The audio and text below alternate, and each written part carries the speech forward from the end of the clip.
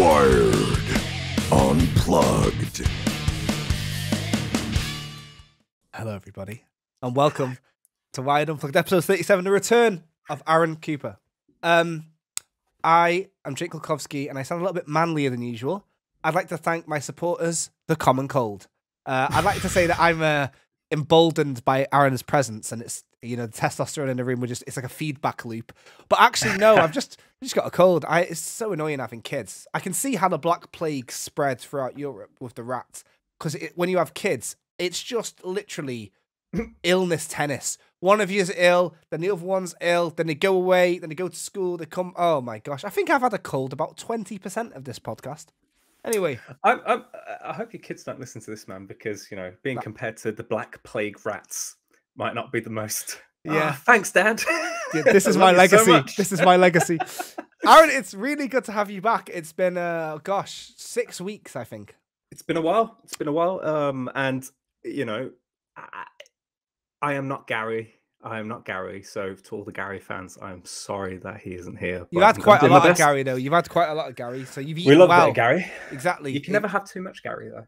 Well, arguably not. No, I actually think that Gary's time here was, I mean, he was here for me through my big moment, right? You know, yes.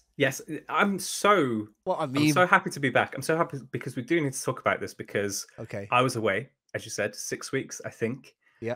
Which is like 5 episodes, 5, 6 something episodes. like that. Yeah. And I missed the moment we've all been waiting for, which was the Silent Hill transmission set of announcements, which I know the moment I saw that announced, I checked Twitter while I was away, and then I was like, holy fudge. Yeah. Sorry, I know it's a swearing thing now, it's been introduced. Holy fudge. Yeah. Brought to you by Fudge. Anyway, I was like, I'm so sad to be missing your reaction to that because that is everything. And the good thing is I haven't managed to take time to watch that yet. So I'm dying to know what you think, what was actually announced. Right. Without being too repetitive, I guess. But... Yeah, well, I'll tell you what, we'll save it for a little bit later on, I think, because we'll be retreading old ground. And maybe I'll just tell you in about 3 sentences because, you know, some time has passed now. What else have you missed? We have a new Prime Minister again. What? Yeah. Oh. Did you were here for the King, weren't you? There's a King now.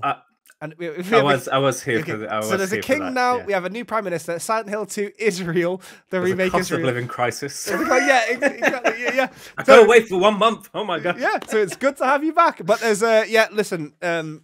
Sort of time waits for no Aaron, and we've got a lot of propaganda to get through. I'm glad to have the real Minister of Propaganda back. But in the meantime, if you'd like to welcome Aaron back, feel free to send us a tweet on Twitter. I tried to think of something clever to say about Twitter at the moment because you've also missed Elon Musk on Twitter, which me and Gary didn't even touch on that. All right. Anyway, let's just do the propaganda. All right.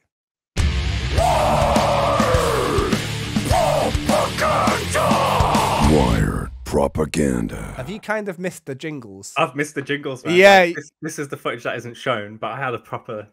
Yeah, a proper puppet groove going. You know, there was a couple of weeks where I was away and we didn't have the jingles, and we replaced them with like duck sounds and stuff. And I missed the jingles, and I've only been away for like a week or so. So yeah.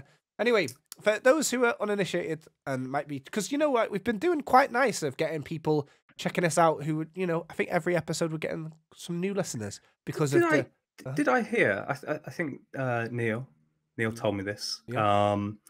Wired Unplugged is now verified. It's now verified, and I just want to make this very clear for the folks at home. We didn't have to pay $8 a month for that. This is just talent. This is in the old days. This is It's Gary. It's Gary. It is. All of the sort of the Wired hub, you know, is verified on Twitter now.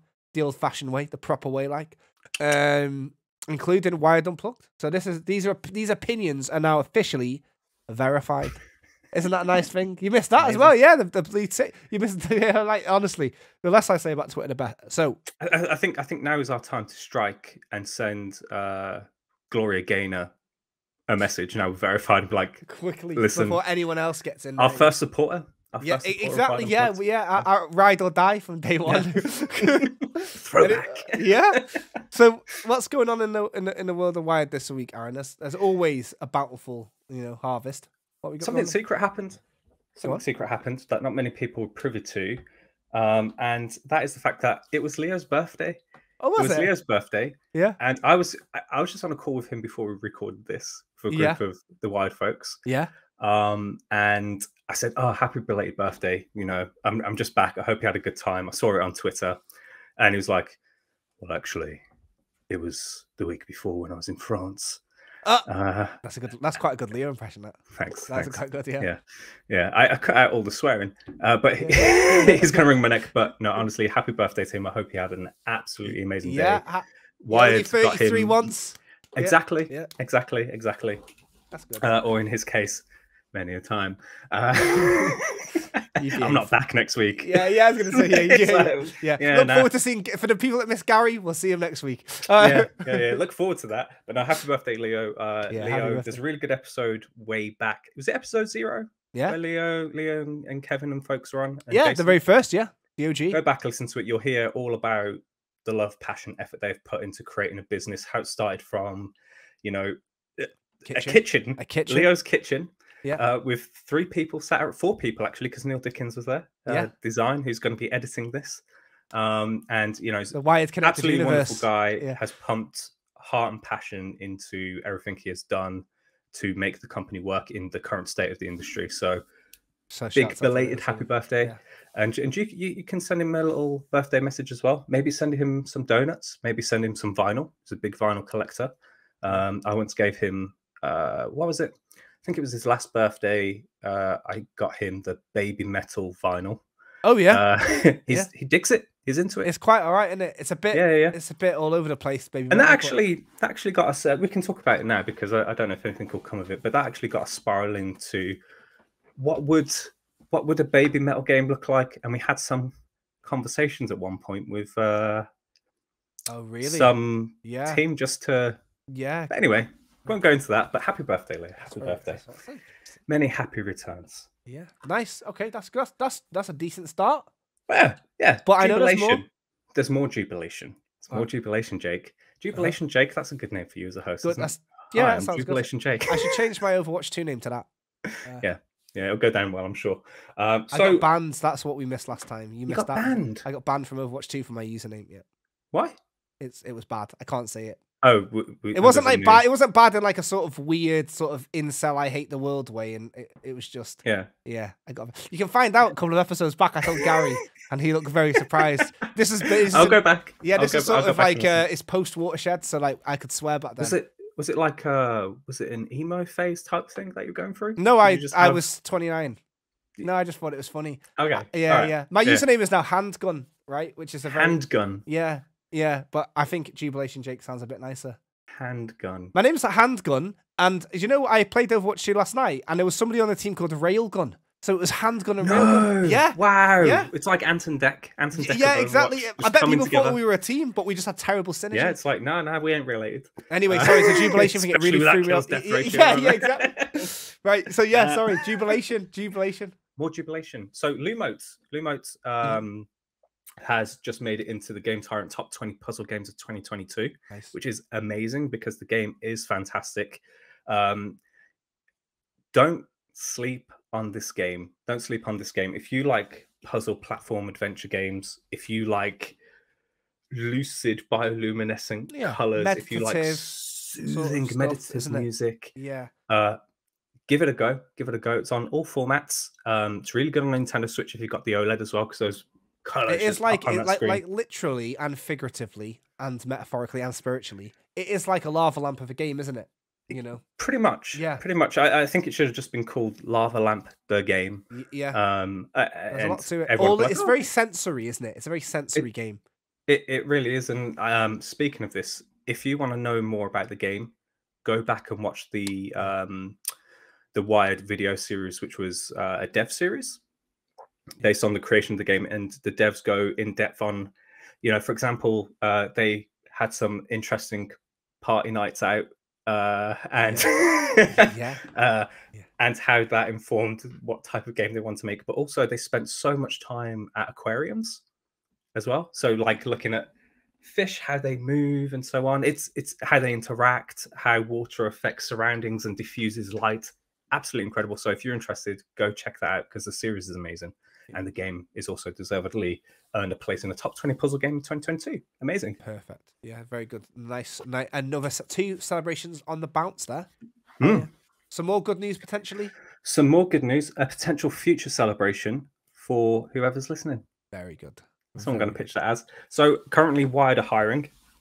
So if you've ever wanted to take your first steps into the game industry, the worst thing you can do is not take your shot.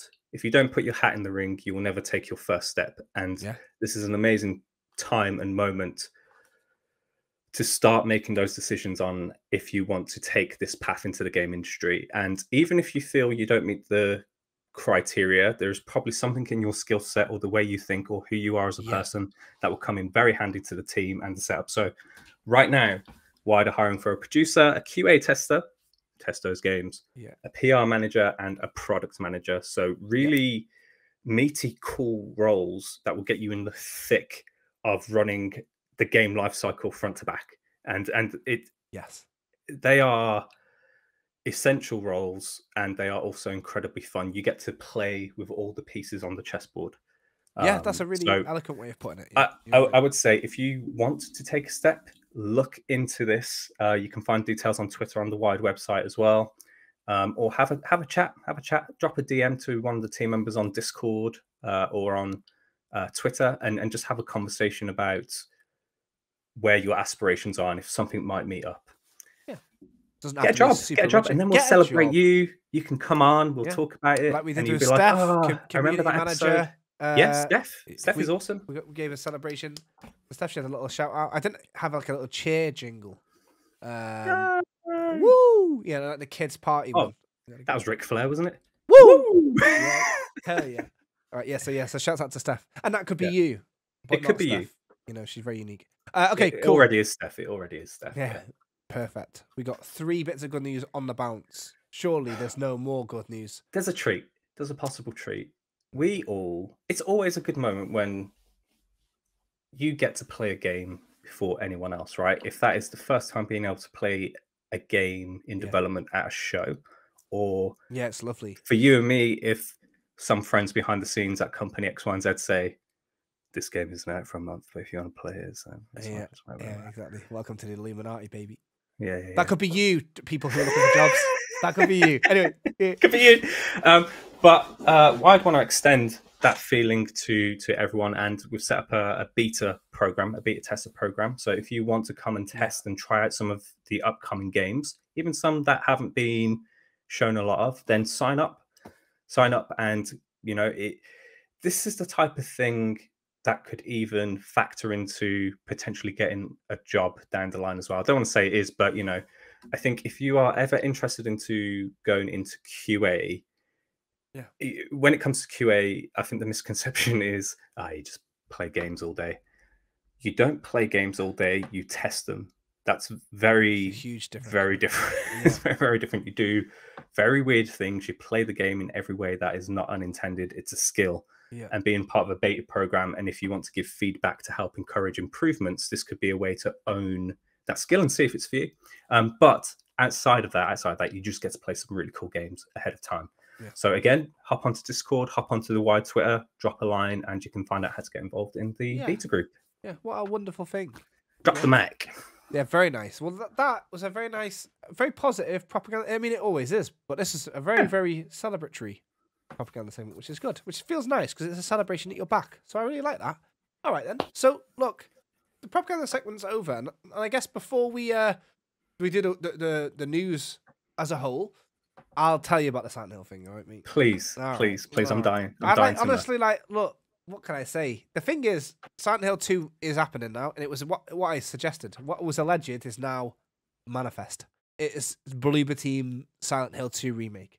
Don't know when it's coming out, but it's a PS5 exclusive, and they posted like a trailer. I'm sorry, PS5 exclusive? Yeah, a PS5 remake, yeah. All right, okay. Yeah, kind of makes sense, I guess. Sony and Konami or something like that. Yeah. Then they announced like a bunch of other stuff in it. Like they announced like Silent Hill F, which is the most interesting one. But what's weird about this one, so this is an upcoming game. No one really knows anything about it other than it is It's from yesteryear. Is this the one that's in the past? In like feudal past? No. Yeah, it's got a lot like it's the I think it's the 60s. It might be the 70s, but it's rural Japan. So there's a lot of like sakura tree imagery and whatnot. But this is the next canonical mainline Silent Hill game. Ah, okay. So it's not numbered. It's F. Maybe the F stands for 5. Has anyone thought of that yet? I just thought of that just a second. But anyway, look, there's also these other ones like that are being made, and some of them are kind of interesting because, well, they're all kind of interesting in their own way. But there's Townfall, which I think is arguably the most interesting because No Code Studios are making it. The people who made Stories Untold. Not really anything's known about the game apart from a really weird teaser trailer. And here's the interesting thing, okay? This is the thing that will interest you the most. It's not being published by Konami. It's being published by Annapurna Interactive. What? Yeah. Yeah. That's odd, isn't it? I don't know. I do not know what the optics are on that. But to be clear, one more time, Silent Hill, Townfall, No Code Studios development, Annapurna publishing it. Don't know what's going on there, mate. And then they announced one other thing in it. They announced Silent Hill Ascension, which is like, it looks like those Netflix choose your own adventure games, like a Bandersnatch. Okay. It's live. Yeah. It's all happening live though. So it's like, is it like a Twitch stream? Like, what is it? It's called Silent Hill Ascension, and it's an interactive, live streamed FMV experience. So I don't know if it's one and done. Like, I was going to say, do you book appointments like when you go do the Crystal Maze in London or something? Is it like you have a time slot? And... Hell, I don't know. Or is it literally just a Twitch stream with like chat commands? I don't know. That's it. TLDR. That was it. There was one more thing. Yeah. And so I said I didn't watch this, right? But there is one thing that caught my attention, and it was basically based on a conversation I was having on my honeymoon. Yeah. It's like, I'll just check on this, and this is when I found out the whole Silent Hill thing had happened. Yeah. And that is the Silent Hill movie. Oh, the Return to Silent Hill. Yeah. Which is going to be based on Silent Hill 2. The really good one, everybody. Now, here's the thing. Now, one thing I did see was that the film director, who did the previous two Silent Hill movies, he did the old ones, yeah. Yeah, with Sean Bean. Shouts out to Sean Bean, yeah. And he didn't die. Jinx. Yeah. Hell yeah. Yeah. He said that that it's expected in 2023. Now, from what I understand, and I don't know, all of these games that have been announced, are they all for 2023? Has there been any timeline given at all? Or? No, some of the games don't have timelines at all. I don't think Townfall does, and I don't even think Silent Hill 2 has a timeline, does it? Hang on. I have no idea. Silent Hill 2, Bloober, 2023. I don't even think that's been officially announced. Okay. Nope, it hasn't. It hasn't. Which is strange, right? Because what you're implying is, if the film comes out first and it's based on Silent Hill 2, is that a spoiler for Silent Hill 2? Yeah. Also, the game is like 20 years old, so is that a spoiler? Whatever. I don't know, but yeah. So I'm interested to find out. Like, was this worth the wait for you? Did it excite you? Do you feel fulfilled? Are you like, yes, or are you like, I don't know. Silent Hill F is good. To see that there's a new mainline one that they're pushing it forward is good. Shows to me that they're not just like, they're pushing it backwards, technically, I guess. But... Yeah. I suppose they are. Yeah. Time is a flat circle or whatever. The fact that they are continuing development of new ideas is cool, because anybody could have just done like, it's like when old bands reissue a vinyl. It's cool, but it doesn't mean anything. It's not like they're going on tour again and doing new stuff. But look, the Townfall thing has really piqued my interest. Annapurna are a really good publisher, and I do respect what they do. And they try different things. Sometimes it works, sometimes it doesn't necessarily. Like 12 Minutes, for example, wasn't critically very well lauded, but it was different. It was like if anyone doesn't know, it was like a game with. Oh, sorry. Oh no! Oh, I triggered mate. the. All right, okay. Don't worry, because Neil Dickens and I have an agreement where I give the timestamps, and we will replace that with a duck sound, and it's just a huge embarrassment to me. I want to apologize to Gary for letting him down. I know he's not here this week. All right, but I promised him I'd try my hardest not to. Darn. Anyway, Silent Hill, blah, blah. It was okay. What upset me was the next day there was a Resident Evil transmission. And I like that more. Yeah. Now that I did see. Yeah. That I Resi did 4 is see. going to be good, isn't it?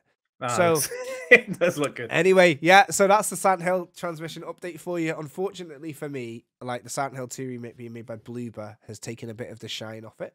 However, I am excited for the Townfall game, and I'm really looking forward to F, and everything else is just noise, like radio, crackle, and fog. There we go. So let's there's quite a lot of news going on in the world this week, and there's one huge monolithic news piece. So it would be remiss to ignore it, and I'm going to play the jingle right now, and we're going to smash it to pieces.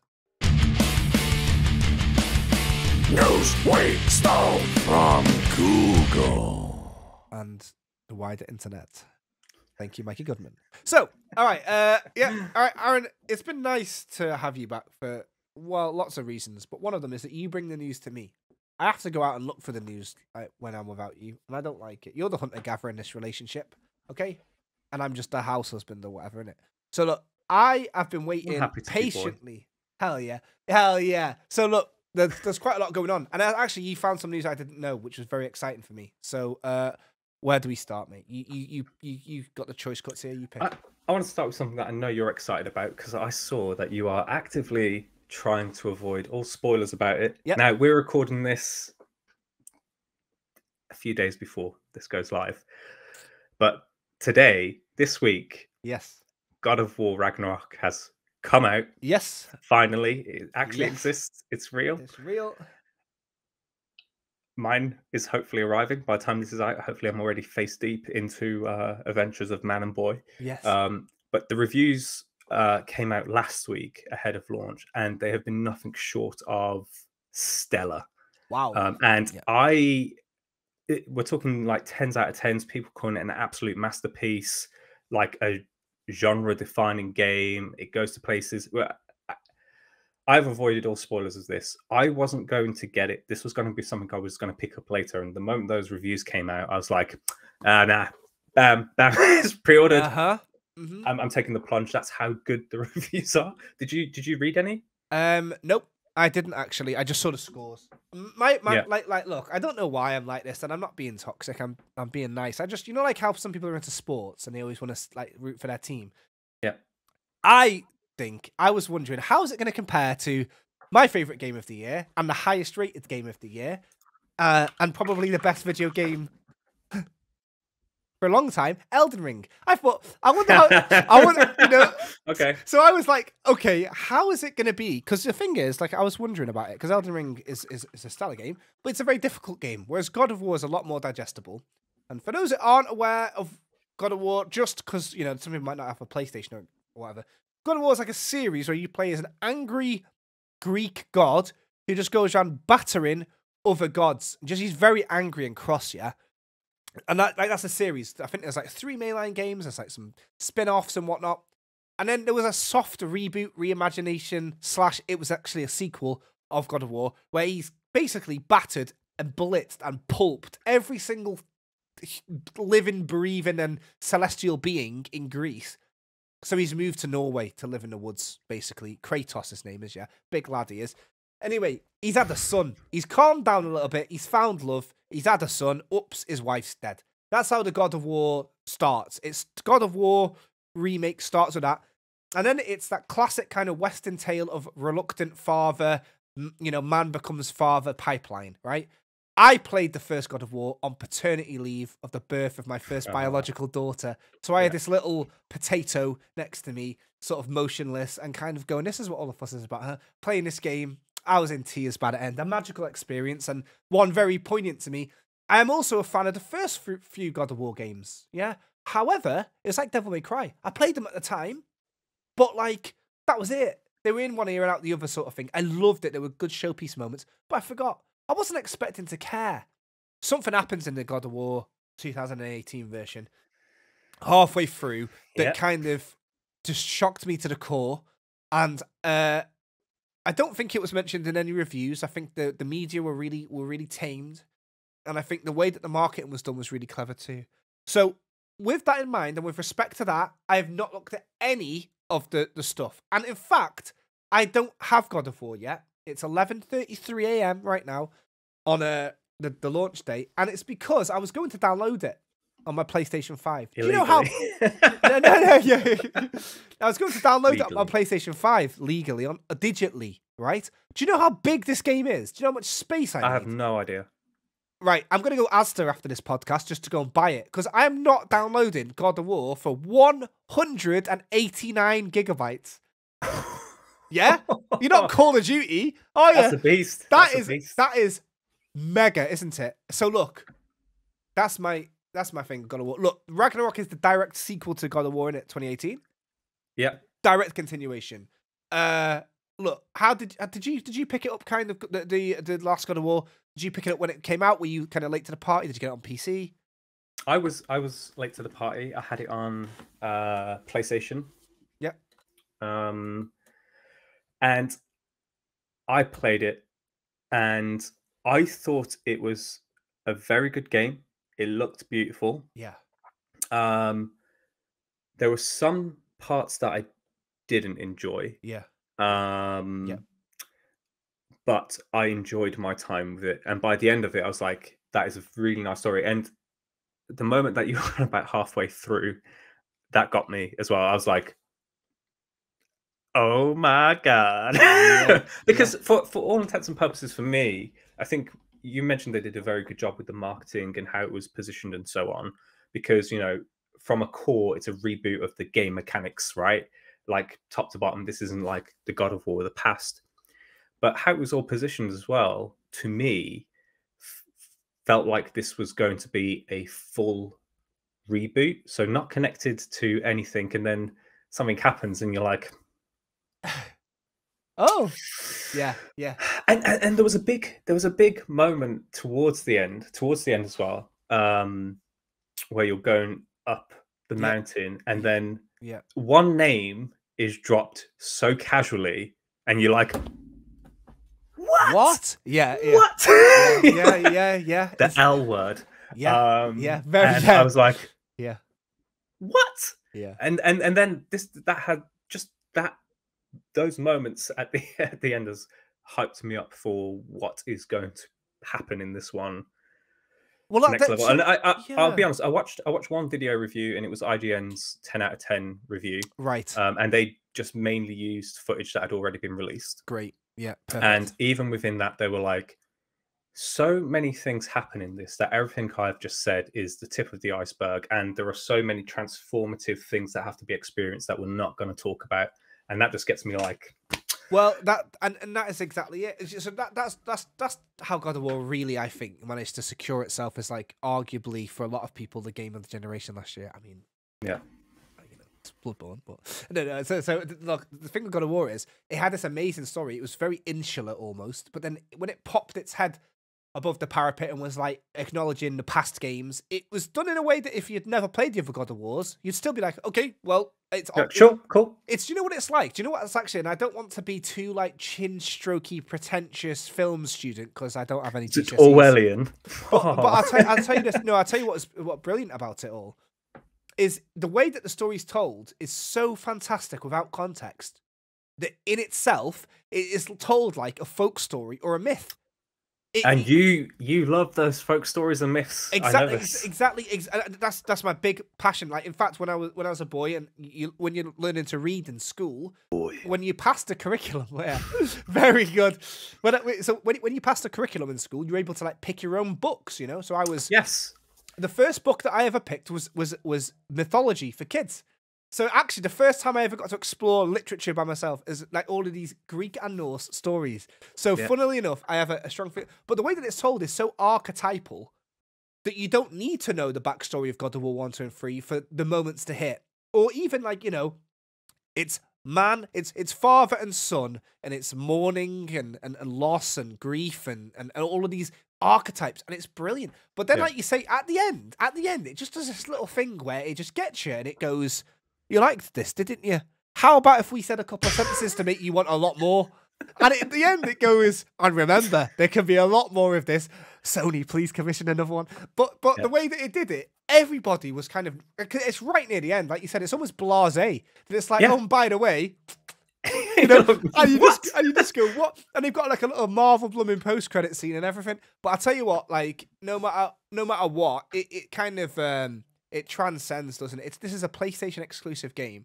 But no matter what, if you're a producer, QA tester, PR manager, or product manager, if you're not, you can apply for one job at work by checking in with Wired. But it doesn't matter where you are in the sort of gaming sphere. Everybody in your office, on your Discord, on your Twitter, everyone is talking about this game, and that's why we have to bring it up, right? And listen, next week we'll just give it a little bit of a. We'll go. We'll see if we can do it spoiler free, like, and we'll go into it. But yeah, I want to let you know, with intent. Right after this, I am walking to my local Asda. Other shops are available because I'm not downloading 189 gigs. Thank you. Anyway, so we'll come on to something related to that later because I have a there's a topic that we'll discuss. All right, yeah, let's do it. But I mean, right now, and look, because God was so monolithic, that's kind of why I mentioned it a little bit earlier. Like, good luck to every other game launching this week, and there's other games launching this week, isn't there? There are. Now, Jake, did you know how people are into sports and like to back a team? Yes. And protect it. Another game has come out, which I also now own. I haven't played it yet. It's going to be, I've decided that Saturday morning it's going to be coffee and play this game. Oh. Sonic Frontiers has launched. Yes. And the reviews are out. And they are reviews. Yep. Firm 7s, by the way, if anyone wants to know. Firm 7s. A lot of praise for the game. Some missteps along the way. Yep. There is the one outlier from Digital Trends, I think, which was a 1 out of 5, which has caused some ruckus. Yes. Now, on Steam, at time of recording, the reviews were overwhelmingly positive. And I forget who. I was on Twitter last night and someone was like, oh, what's the opposite of review bombing? Sonic fans are love bombing. Love bomb. Yeah. Love bomb. Sonic fans are peculiar, right? Because it's a fandom that can be as harsh as what the Pokemon I'm gonna get so rinsed over this, but it's as harsh as the Pokemon community has become. Looking forward to Gary coming back next week, mate. You're dead. You're gone. You're gone. You're getting caught in Ultra Ball. Yeah. I let free. Thrown in the sea. No. Go on. I jest. The Pokemon fans are good. It is a very passionate fandom, and when I say fandom, you can't tar all fans with the same brush, right? But there is a peculiar set of people that like to be very vocal about how disappointed they are on the Sonic series, how there hasn't been a good game since Sonic Mania that was made by someone else. Why aren't they doing more of that? Old games that people thought crap. Oh no, actually they're quite good, but they're not. It's very. Right. I was always kind of curious about when people were going into reviewing Sonic Frontiers. Do you judge it on what it is as a whole new game, or do you judge it the fact that it is better than the dribble that has come before? Because in some of the reviews I read, I noticed it was like, it's better than Sonic 06 and it's better than Sonic Forces. Absolutely is. Even that 1 out of 5 review did say, although it's better than Sonic 06 and whatever the heck, it's still a mess. Or whatever it was saying, you know. I'm gonna be upfront about this. I am actually very excited to play. I'm excited to play it. I bought it. I've got it on PS5, sitting waiting for the weekend. Yeah. I'm excited to give it a go. I'm excited to understand what they do next. I think there was an interview several months back, which was someone asked, maybe it was part of an IGN first, I can't remember, but they were like, do you think you'll do Sonic Adventure 3? Which I'd be game. I'd be game for. Do you know what I mean? Absolutely. It's the only thing I care about. I'm excited to play it. It's very different. I think there's the combat folks that worked on Devil May Cry Bayonetta attached. It's something like that, isn't it? Yeah. So I'm intrigued to see how it all comes together. I've always had a bit of an issue with Sonic games in that, you know, the whole mantra is gotta go fast. I want to see Yeah. how fast I can go with control, and that I still feel like I'm experiencing. So I've played Sonic games in the past that I just get on this rail and boost and try and go fast. If you hit something, whatever. Yeah. I've always wanted the Sonic game that feels like even though you're going fast, you still have control and you're still getting experience, and everything isn't just blitzing by. So I'm intrigued to see how this all comes together. Are you gonna take a stab? Oh, I don't know. Everyone asks me this, Are actually. you gonna spin dash into it? I spent like I got a very odd relationship, but probably quite a healthy relationship with Sonic, to be honest, where I care enough, but not like enough to obsess. Like you mentioned, like I find that like a lot of the fandom is really so like in my day job, I work with Sega a lot. And Sega own like 36 IP or whatever, and the only one I don't really work on is Sonic. I helped with the launch of Team Sonic Racing, but as soon as I work, all anyone wants to talk to me about when it comes to Sega is Persona, which I do, and Atlas, and Sonic, and everybody's been in my DMs this week incorrectly thinking I am doing The amount of I'm sick of it now. And the amount of times, like, look, with Sonic, it's the fan base is rapid. And do you know what's interesting? Yeah, like Mario, right? For example, I'm a Mario guy, right? Yeah, me too. Mario's the boy, and like hit every game, and it's like it's a weird one with Sonic because Sonic has stronger fans than Mario. I think he has more staunch defenders. I think Mario, people aren't like a huge. No, I thought you just meant like people who like Sonic correlate to people who go lift in the gym. They're more athletic. They probably are. Mario's never said they're fast. ripped. Mario's what? He's just using warp pipes everywhere, lazy.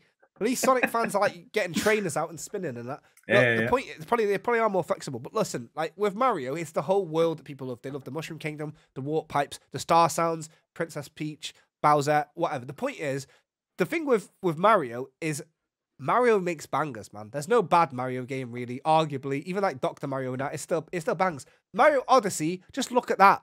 No matter how you review that game, if you review that game comparing it to the other Mario games, it's still sick. If you review that Mario game as its own title, it's still sick. But with Sonic, damn, it sucks kind of for them because the last big Sonic games have really bombed, and it's kind of made them, I feel like, they're just going, we'll try it. It's good in a way because it's given them the freedom of going, look, we've only got a 6 out of 10 to beat, and we'll change the formula. They've changed the formula like 4 times in 4 games. And this one has worked out quite all right for them. They're getting decent-ish reviews. They're trying something really different. What I'm interested in, unfortunate for me, I can't live in the moment. I'm already thinking next. What's the next one? Are they going to do a Frontiers 2? Are they going to stick to that formula now that it's kind of worked and refine it? Or are they going to go, no, we're going to make this one pinball or something? I don't know. Yeah. It's Sonic's pinball very interesting, right? So a long time ago, a friend of me sent me a code to play Sonic Forces early on Switch. Yeah. Sonic Forces is the 2017 game for those. When Aaron refers to a long time ago, he doesn't mean 2002. No. Which is a long time in video game years. It's like dog years. Yeah, exactly. So I got sent that, and I was like, oh, okay, whatever. Now, I let my nieces and nephews play it, and they absolutely loved it. They spent so much time doing the character changing clothes and the design, the hats and things like that, and they absolutely adored it. And I'm like, well, who is Sonic for? Who is, because it's like the Harry Potter books, right? Like it started out as, hey, this is a book for kids, but then every book grew up in maturity with its audience, right? So that it could accommodate adults, I guess. Like Naughty Dog games. Yeah, exactly. No, precisely. Yeah. It's who is the audience for Sonic? Is it the people that are our age? Is it for those people that are getting into gaming? Who should that game be for? Like, it's hard to hit something that works for everyone, and maybe that's. I don't know if that is. I don't know if that is something that Sega and Sonic team need to address and be comfortable with, or if they already are, or if it is something that the general public and gaming audience need to come to grips with. It's the same again with Pokemon. It's the same attitude, right? You're dead right. My eldest daughter's she turned 11 actually on Monday, so another little Oh. birthday. Here you go, Ellie. Well done. Well done on Happy surviving birthday. 11 years, baby. So yeah, oldest Skyrim now. Actually, the day that this podcast goes live is Skyrim's 11th birthday. So happy birthday to Skyrim also. Happy birthday, Skyrim. Look. Scrim. So she got into Let's Go, Eevee and Pikachu or whatever, you know. Yep. And I'm like, that's like my game that I played when I was her age. But now I'm watching her play it, and I'm like, it's like Pixar movies and that. They get scrutinized by every angle. All these different communities, all these different age groups, and everyone wants to get the same thing out of it. But it's tough, isn't it? Because, you know, there are things that are made just for kids. They don't have to. It doesn't have to just be like inane stuff like Peppa Pig. Shouts out Peppa and that. But the point is, like, Sonic, you're right. Like, what IP? If all of these IP grow with us, Sonic is now for us, and Mario is now for us, and Zelda's now for us. What are the kids got? What IP have they got? Nothing. They've got no IP. There's no new gaming IP designed for kids. It's all flipping Roblox and Minecraft and whatnot. So there's no there's no mascot. But Sonic seems to resonate with children more so than nearly anybody else I know. It's anecdotally, a few of my friends' kids love Sonic. Love Sonic. And you're dead right. And if you judge it as a kid's game, you know, it's hard, isn't it? It's hard for IGN to write the review in the mind of that.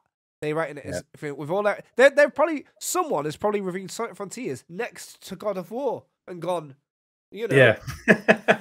and maybe that is a bit of an issue. But look, nonetheless, like Frontiers is it's different. It's interesting. To be honest, and this is going to sound absolutely damning, but I really, really mean this.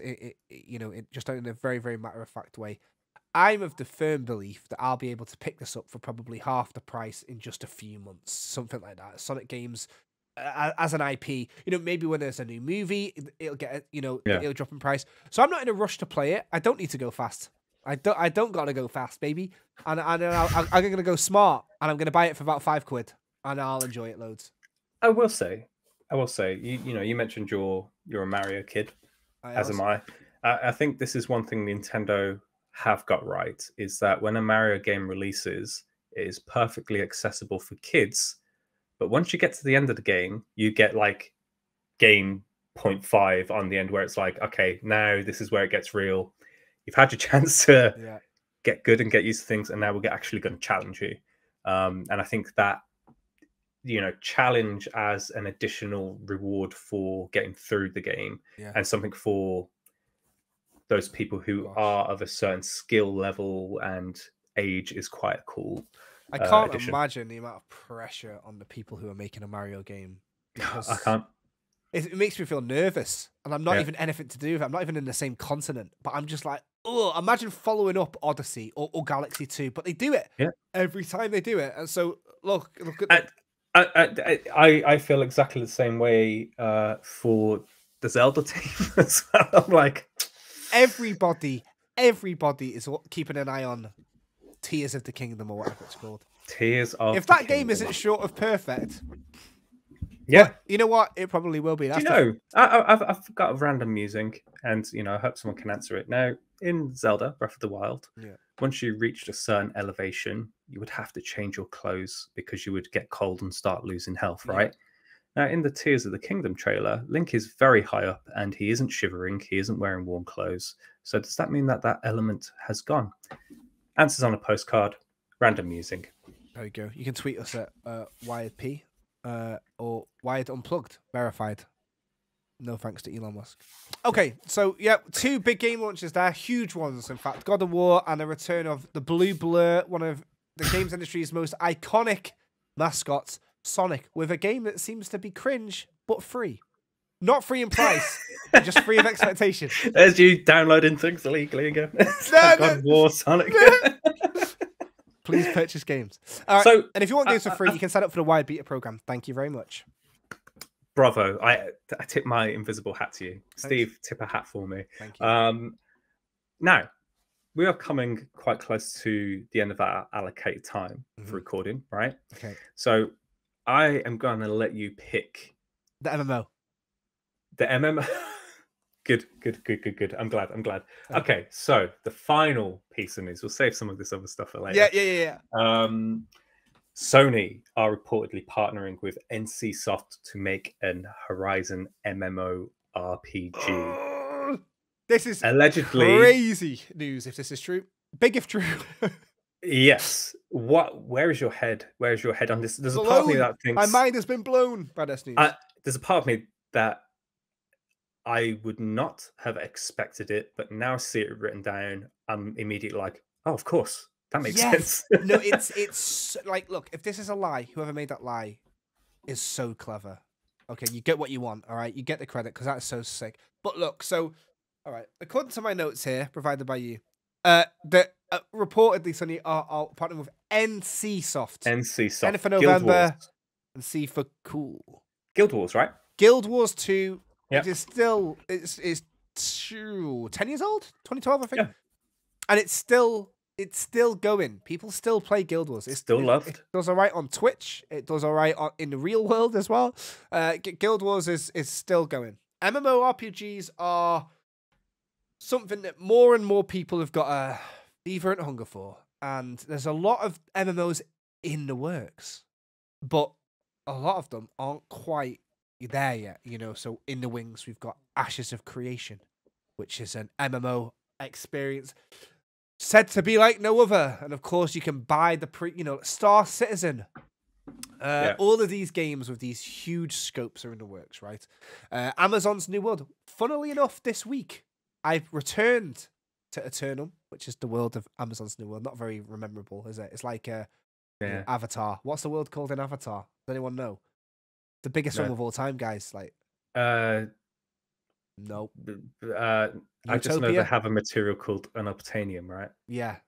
Yeah. Crap in it. Anyway, look, so it's the biggest film of all time. That biggest film of all time. Anyway, so like Eternum, that's New World's. That's my musing for you, right? Can you remember the name of the Avatar world? Please let me know. Anyway, look, New World came out and it was like this. I only thought this because I was like thinking of our tweet us out YP for Pandora. It is, isn't it? Pandora. Yes, legend, Solved. legend.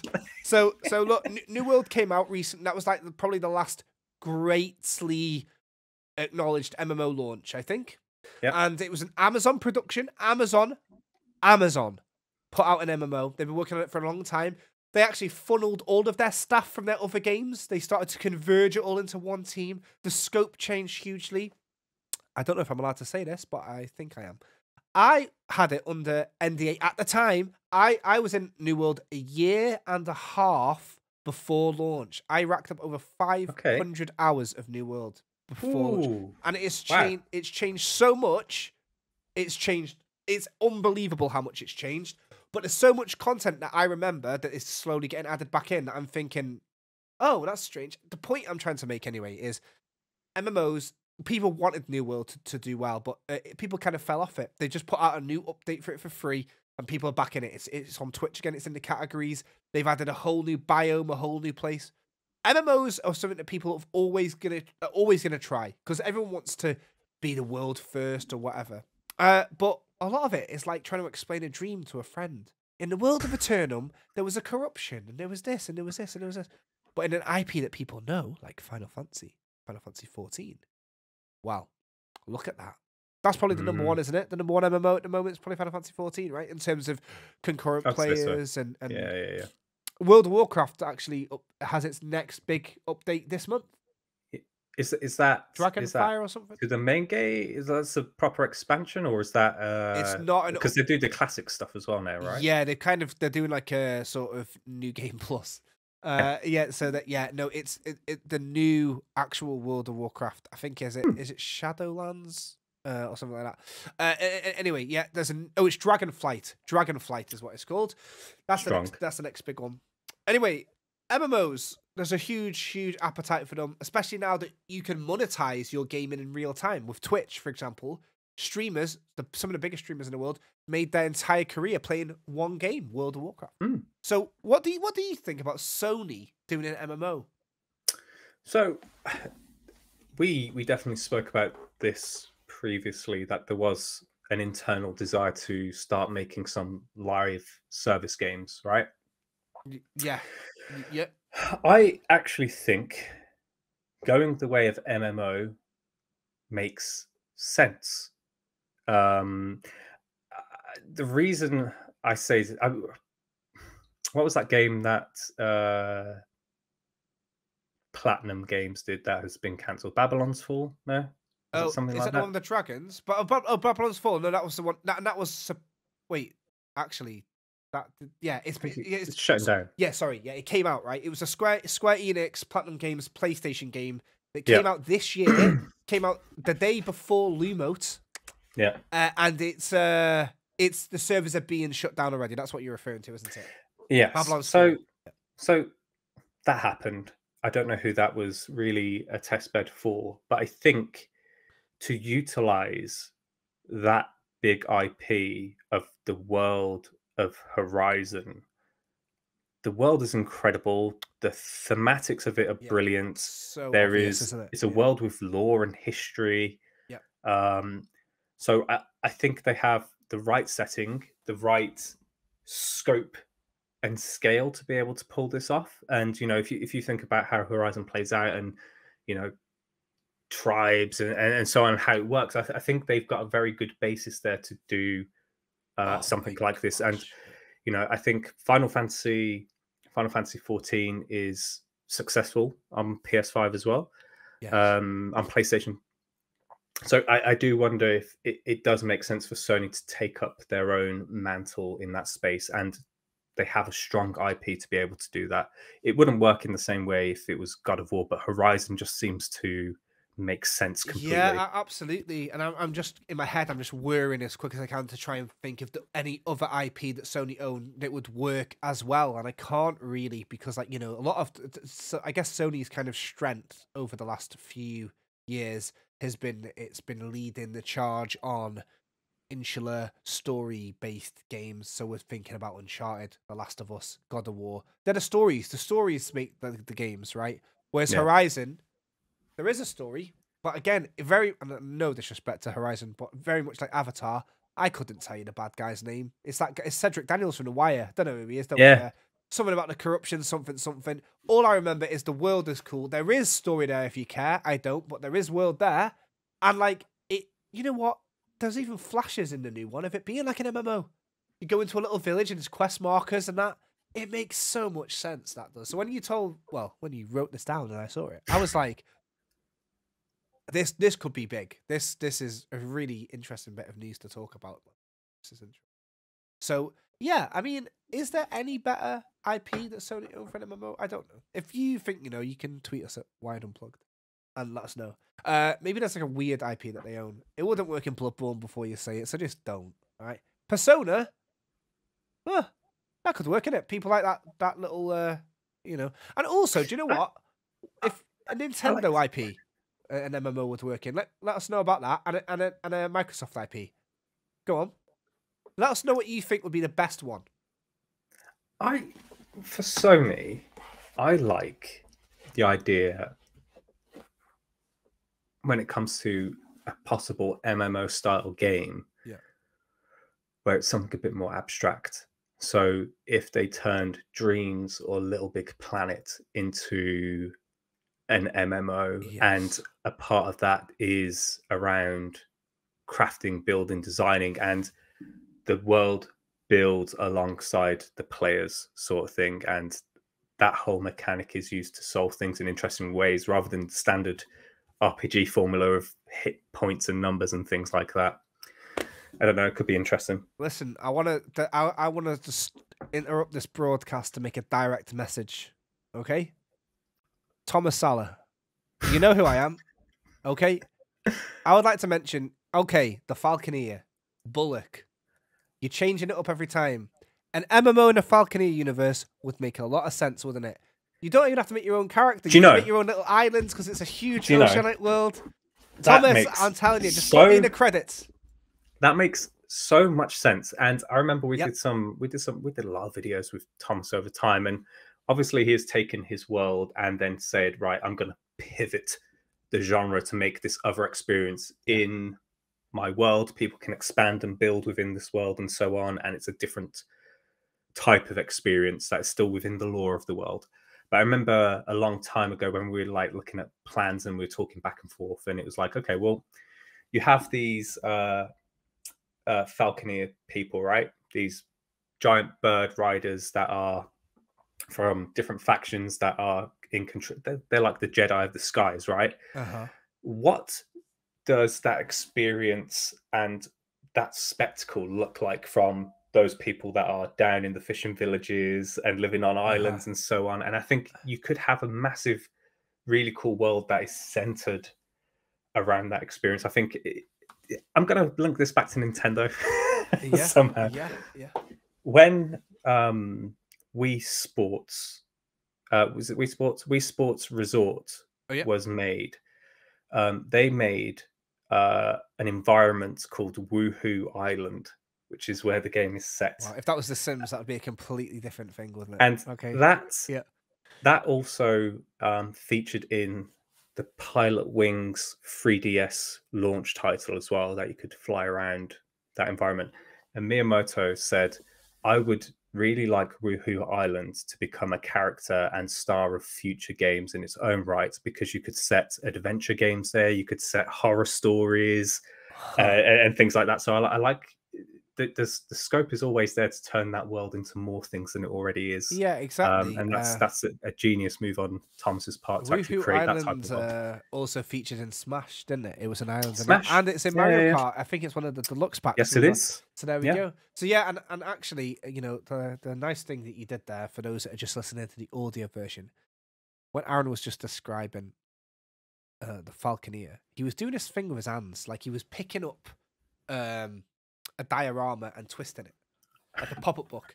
And actually, that's kind of the point that I'm trying to make here. Is like with someone like Tomas Sala, it's almost like how J.R. Tolkien did stuff. You have to make things from all dimensions. You have to be able to see things from all angles. And that's probably the hardest thing about making an MMO, is the balance of how this looks from that angle. And one player might look at it from this angle. So when you're crafting something like, and now again, and I'm not trying to disparage anyone's hard work because the games are bangers. When you look at The Last of Us or you look at God of War, that game only needs to be what it needs to be. It only needs to tell the story from A to B and have a nice lake or two for you to roam around and maybe some nice particle effects. But you don't have to try and go, okay, what happens if I didn't do this or this or this or this? You know, you're on a bit of a golden path, aren't you? Yeah, you have to go and put your wife's ashes on the mountain. That's the plot of God of War. You can't not do that if you want. But with MMOs, a player might want to not kill. Like in New World, you can get max level without killing a single enemy. Did you know that? You can just literally, you get experience, leveling experience from crafting. So you could level up just, you know, and old school RuneScape is testament to that too. So yeah, when you're making an MMO, you've got to kind of look at things from all angles. But if you've already done that as a creative, which is a very rare thing for someone to do, I guess, then it's there. So look, all I'm saying is, you heard it here first. If there's a Falconeer MMO in the future, right, and I'm not in the credits, Tomas Sala, I'm going to come and get you and give you a big hug, but be very sad. All right. Yeah. All right. A sad hug. A sad hug. Like sort of like a... Well done, but, you know. Well done. Yeah. Remember? Yeah. So, I mean, MMO, interesting genre that I'm always rooting for. I'm always keeping an eye on what MMOs are doing. And the idea of that just seems like it's all of the ingredients to just, really take off. So that's brilliant. That. Well, what a good episode to have you back, Aaron. It's been a banger. It's been a big week to return, hasn't it, mate? It's been a big week, and Gary will be here next week because I'm. Yeah, exactly. Exactly. Yeah, it's great to see you, Aaron, and I'll see you again in 6 more weeks. I'll see you in 2020. No, listen, everybody, you know what Aaron's up to this weekend? It's coffee and Sonic. I'll be playing God of War reluctantly with the hard drive space I've got left. And if you want to let us know what you're playing this weekend, you can. You can just at us at Wired Unplugged on Twitter. For now, who knows what's next? Verified, exactly. Are we on Mastodon yet? Not. Well, we'll see about that. Anyway, listen. Take care, everybody. Wrap up warm. It's getting cold now. Wrap up warm, because if you put your heating on, it'll cost you loads of money, and you can buy games with that money instead. Don't download anything illegally for free. Thank you very, very much, Aaron. Great to have you back, my friend, and we'll see you all soon. Goodbye. Wired Unplugged.